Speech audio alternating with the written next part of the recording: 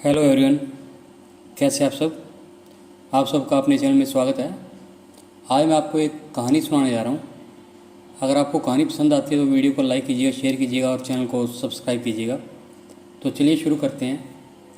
कई सालों पहले नदी के किनारे एक देश नामक नगरी हुआ करती थी। इस नगरी में शासन करने वाला राजा बहुत ही मूर्ख था। वहीं राजा का मंत्री बहुत चतुर था। एक दिन शाम के समय राजा और मंत्री दोनों नदी के किनारे टहलते हुए शाम का आनंद ले रहे थे।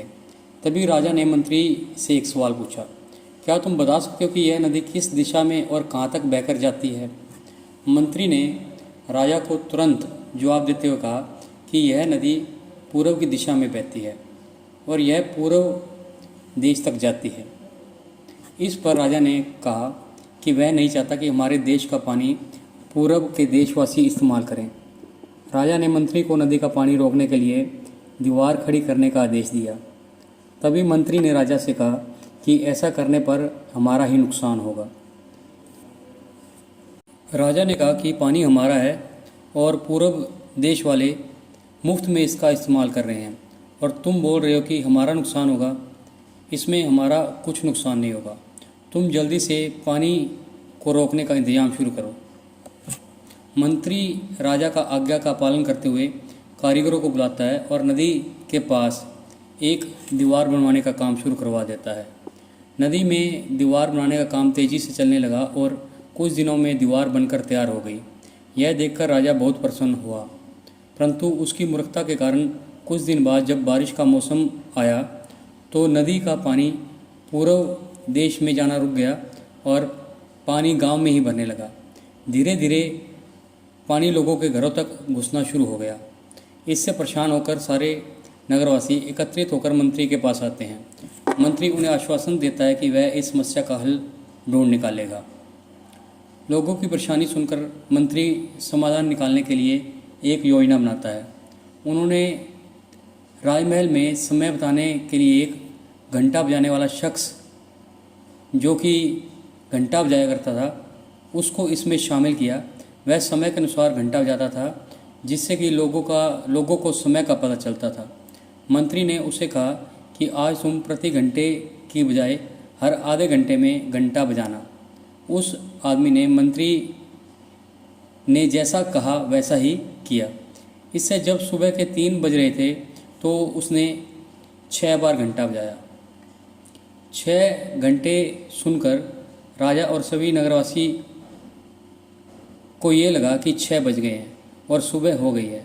राजा उठकर बाहर आता है तो वहाँ मंत्री पहले से ही मौजूद होता है। बाहर अंधेरा देखकर राजा मंत्री से पूछता है कि अभी तक सूर्योदय क्यों नहीं हुआ। राजा के सवाल का जवाब देते हुए मंत्री ने कहा, महाराज प्रातःकाल हो चुकी है पर हमने पूर्व दिशा वाले लोगों का पानी जाने से रोक दिया है, तो शायद इसलिए उन्होंने हमारे यहाँ सूर्य की रोशनी आने से रोक दी है। इसलिए सूर्य उदय तो हुआ है पर हमारे देश तक रोशनी नहीं पहुंची। ऐसा लग रहा है कि अब हमारे देश में सूरज की रोशनी कभी नहीं पहुंच पाएगी। यह सुनकर राजा चिंता में पड़ गया और मंत्री से पूछता है कि इसका क्या उपाय है।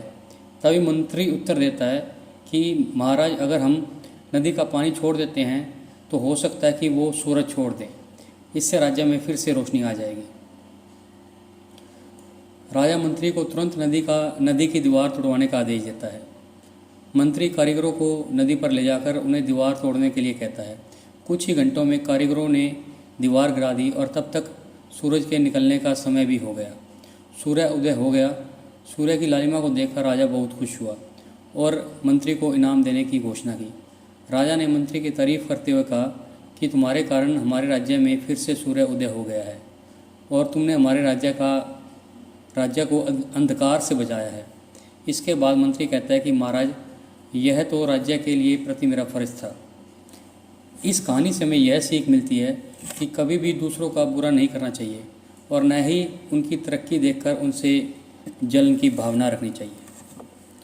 तो आपको ये कहानी कैसी लगी? अगर पसंद आई तो वीडियो को लाइक कीजिए, शेयर कीजिए और चैनल को सब्सक्राइब कीजिए और बेल वाला बटन ज़रूर दबा दें ताकि हम ऐसी कोई और वीडियो डालें तो उसकी नोटिफिकेशन आपको मिल जाए।